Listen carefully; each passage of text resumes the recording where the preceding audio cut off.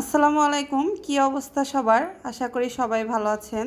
তো আজকে আপনাদের সামনে নিয়ে এসেছি অসম্ভব মজার একটা বাঙালি রেসিপি, যেটা আমরা কম বেশি সবাই জানি। এটা হচ্ছে কই মাছের ঝোল। তো এটার কালার কম্বিনেশন দেখেই বুঝতে পারছেন, আসলে একটা জিনিসের কালার, রং এগুলো দেখেই কিন্তু বোঝা যায় জিনিসটা আসলে কেমন হয়েছে। তো আমি কিভাবে তৈরি করেছি এই কই মাছের ঝোল, সেটাই আমি আপনাদের সাথে শেয়ার করছি। তো চলে যাচ্ছি প্রস্তুত প্রণালীতে। তো প্রথমে আমি কই মাছটাকে ভালোভাবে ধুয়ে এভাবে একটু কেটে নিয়েছি, যেহেতু আমি মাছটাকে ভেজে রান্না করব, যাতে মশলা এর ভিতরে ঢুকে যায়, এই জন্য আমি এইভাবে কেটে রেখেছি। তো প্রথমে দিয়ে দিচ্ছি সামান্য কিছু হলুদের গুঁড়া, সামান্য কিছু ধনিয়া গুঁড়া, সাথে সামান্য একটু মরিচের গুঁড়া, সেই সাথে দিয়ে দিচ্ছি একটুখানি পেঁয়াজের পেস্ট, এবং এর মধ্যে দিয়ে দিব একটুখানি জিরার পেস্ট। এতে করে মাছের মধ্যে কাঁচা যে ফ্লেভারটা থাকে সেটা চলে যাবে। এবার আমি এগুলোকে একসঙ্গে মাখিয়ে ম্যারিনেট করে রেখে দেব জাস্ট 10 মিনিট। আপনারা চাইলে ম্যারিনেট না করে সাথে সাথেও ভেজে ফেলতে পারেন, কারণ যেহেতু এগুলো রান্না করা হবে। তো আমি এগুলোকে ম্যারিনেট করে ফিরে আসছি। তো আমি লবণটা দিতে ভুলে গিয়েছিলাম, তো মাখানোর শেষে আমি আবার লবণটাকে দিয়ে আমি সুন্দরভাবে ম্যারিনেট করে রেখে দেব। এবারে তাওয়ার মধ্যে আমি কিছুটা তেল গরম করে নিয়েছি। এবার এগুলোকে আমি এক এক করে দিয়ে দিব। আর মাছগুলোকে আমি বেশি ফ্রাই করব না, হালকা করে ফ্রাই করব, যেহেতু রান্না করব। রান্না করার ক্ষেত্রে কখনোই মাছ বেশি করে ভাজতে যাবেন না, তাহলে মাছের টেস্ট নষ্ট হয়ে যাবে। তো আমি এইগুলোকে হালকা করে আপনাদের ভেজে দেখাবো। তো আমি প্রত্যেকটা মাছ এইভাবে ভেজে নিয়েছি একটু লাইট করে। দেখুন, আপনারা দেখেই বুঝতে পারবেন, আর এটা দেখেই বুঝে নিতে হবে। তো এইভাবে ভেজে নেওয়ার পরে আমি এবার এটাকে রান্না করতে যাব। এবারে একটা কড়াইয়ের মধ্যে ভেজে রাখা মাছের তেল সহ আর একটু তেল ঢেলে একটু গরম করে নিয়েছি। এবারে দিয়ে দিচ্ছি এর মধ্যে 3 টেবিল চামচ পেঁয়াজ বাটা, দিয়ে দিচ্ছি 1 টেবিল চামচের মতো জিরা বাটা।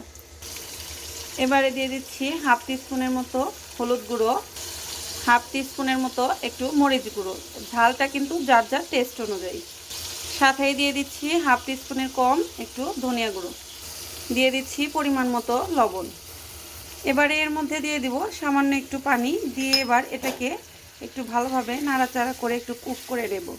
যখন এর উপরে তেল ভেসে উঠবে, তখন আমরা এর মধ্যে মাছগুলো ছেড়ে দিব। তো এই পর্যায়ে আমি ঢেকে দিচ্ছি। তো আমি ঢাকনা খুলে দেখছি আসলে কেমন হয়েছে। তো দেখুন, ভিতরে কিন্তু অলরেডি একটু তেল তেল ভাব চলে এসেছে। তো এই পর্যায়ে আমি এর মধ্যে দিয়ে দিচ্ছি 5-6 টুকরা মরিচ। এটাকে আমি 2 ফালি করে কেটে রেখেছি। তো এবার এটাকে দিয়ে আরও আমি এটাকে 2 থেকে 3 মিনিট কুক করব। তো এবার কিন্তু আমার মশলাটা কষিয়ে নেওয়া একেবারে হয়ে গেছে। দেখুন, উপরে সম্পূর্ণ তেলটা উঠে এসেছে। এবারে যেহেতু আমি এটাকে বেগুনের সাথে কম্বিনেশন করে রান্না করব, সেই ক্ষেত্রে আমি এখানে বেগুনটাকে আগে দিয়ে দিব। তো আমি এখানে 2টো বেগুন কেটে রেখেছিলাম একটু লম্বা লম্বি করে।